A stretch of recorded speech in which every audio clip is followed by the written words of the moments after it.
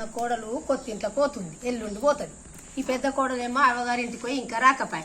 గింతకాలం చింతపండు కొడితే, ఎల్లిగడ్డలు పొట్టు తీసి, పసుపు కొడితే, పసుపు ఇసురుతి, ఇది అవ్వగారింటికాడ ఉండబట్టే అంటే బాధ. కానీ తోటి కోడలు ఒక్కనాడు తెప్పేసుకోరా, ఇది గిట్లనే ఉంటుందా? ఫోన్ అన్న చేస్తా, ఫోన్ అన్న చేసి రేపన్న రమ్మంట. రేపు రమ్మంటే ఇదోటి అదోటి ఏదైనా దాగబెట్టి ఉంటాయో, చేతులు నొప్పులు అయినాయి ఎల్లిగడ్డలు పొట్టు తీసి ఇంకా రాకనే పాయ్. నాదేం పోయింది అన్నట్టు ఉండబట్టే పెద్ద కోడలు. ఏమన్నా అంటే చిన్న కోడలు ముందట అంటే లొల్లులు అయితే సప్పుడేక నోరు మూసుకొని ఉంటున్నా నేను. నాకుంది నడుమ బాధ.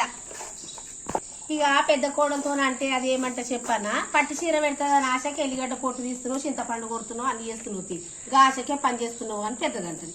మరి అది కొత్తింట్లో పోయినాడు, దానికి వేయనా?